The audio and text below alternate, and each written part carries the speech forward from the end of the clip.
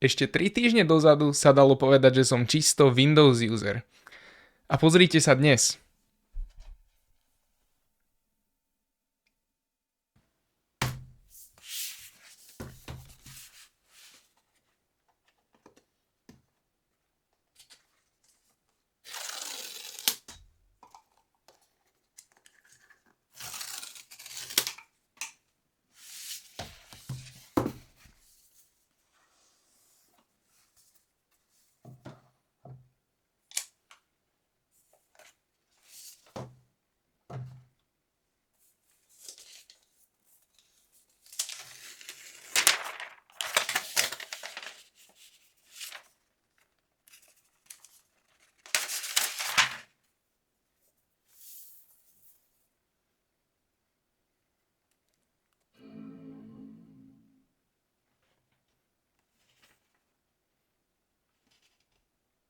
Apple nedávno vydal novinku v podobe tohto MacBooku Neo a keďže som vždy MacBooky vnímal ako také menej dostupné zariadenia, tak hlavne jeho cenovka ma viac ako zaujala. Dopredu poviem, že toto zatiaľ nie je žiadna recenzia, ku tej sa dopracujeme za také 2-3 týždne. Poďme si ho teraz ukázať a zhodnotiť také úplne prvotné pocity po rozbalení a naštartovaní. Prvé, čo ma úplne dostalo, je build, pretože síce si pamätám starúčky 12-palcový MacBook, no nečakal som, že Apple zariadeniu takejto úplne základnej triedy nadelí toto celokovové telo. Ja vám hovorím, že už normálne nedokážem držať niektoré Windows laptopy v ruke, lebo to pôsobí oproti týmto pevným kovovým telám ako hračka. V ponuke je teda v niekoľkých farebných verziách, ku ktorým potom odpovedajú aj rôzne farby klávesnice, no ja tu mám striebornú s bielou klávesnicou a ak to nemá byť nejaké zariadenie pre dieťa alebo nechcete nejak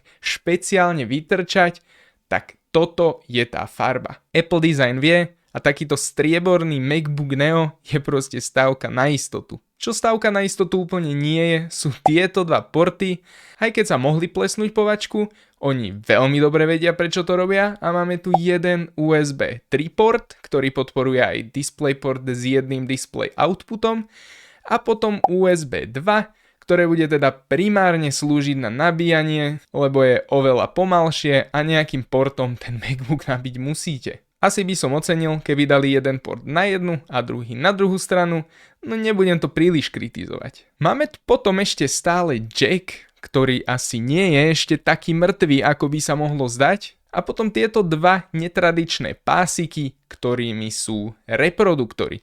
Nemáme tu teda front-facing reproduktory, ale side-facing reproduktory a neskôr si ich aj vyskúšame a niečo si ku ním povieme. Vrch je klasický eplácky, ale páči sa mi toto zaoblenie rohov a na spodku máme tiež len absolútnu klasiku. Vnútri nás teda v mojom prípade privíta biela klávesnica, ktorá ale ako si bystrejšie oči všimnú, nemá Touch ID. Touch ID je tu dostupné iba v tej vyššej konfigurácii a rovnako tak je tu dostupné iba vo vyššej konfigurácii aj podsvietenie klávesnice. Či to je alebo nie je dealbreaker si povieme až v recenzii, keď bude mať šancu spraviť si na to lepší názor. No lepší názor si vôbec nemusím robiť na kvalitu tejto klávesnice, lebo ako na všetkých dnešných Macoch je jednoducho parádna. Všetci to asi neviete, no ja zvyknem aj recenzovať klávesnice, niektoré dokonca v cene až 1/3 alebo možno aj polovice celej ceny tohto MacBooku. Aj napriek tomu ja úplne že milujem klávesnice na MacBookoch a táto že vôbec nesklamala. Čo ale diskutabilne horšie byť môže, je tento trackpad, pretože nie je haptický, ale mechanický.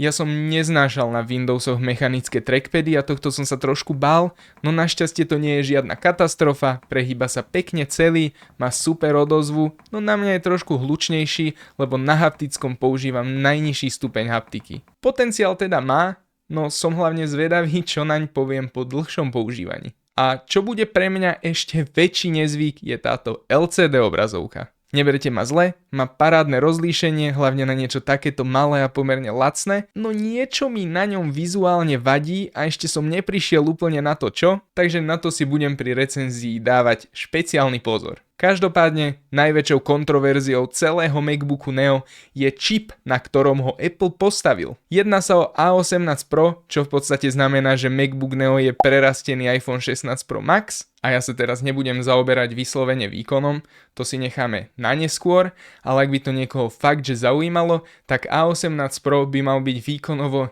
niekde plus minus okolo alebo o trošku silnejší ako M1 z prvej generácie Apple Silicon MacBookov. A teda toho výkonu sa Apple aj celkom konzistentne držal, lebo na rozdiel od všetkých ostatných dnešných MacBookov tu máme iba 8 GB RAM. Pre Windows používateľov toto bude absolútny joke, no ja určite nehádžem flintu do žita, lebo Apple si vie s rámkou pomerne dobre poradiť a musíme si pamätať jedno. Toto zariadenie existuje z niekoľkých jednoduchých dôvodov. Prvým je, že Apple dokáže za veľmi nízke náklady vyrábať obrovské množstvo A18 Pro čipov, čím udrží pre seba cenu nízko a potom aj cenu MacBooku Neo. Druhým je, že MacBook Neo, hlavne teda v Amerike, atakuje Chromebooky a snaží sa dostať aj na miesta, kde sa predtým najmä kvôli svojej cene nedostal, a tými sú vzdelávacie inštitúcie. No a tretia je, že Apple chce za čo najnižšiu cenu dostať do rúk detí a ne-Apple zákazníkov svoje zariadenia,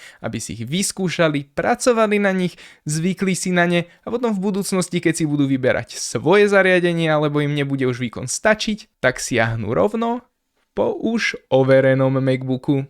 MacBook Neo je jasný strategický ťah a plán a ja s tým do tejto testovačky aj idem. Chcem si vyskúšať, aký je na bežné, každodenné používanie, ako sa na ňom pracuje, čo všetko sa na ňom dá v takejto konfigurácii robiť a hlavne, či všetky tie kompromisy, ktoré tu máme, nejak ovplyvňujú komfort. To by bolo ale za mňa na teraz všetko. My sa tu vidíme za nejaké 2-3 týždne s kompletnou recenziou. Dovtedy nezabudnite dať like a subscribe, aby ste o nič ďalšie neprišli, a ja vás tu nechám ešte s takým malým soundtestom reproduktorov. Tak čaute.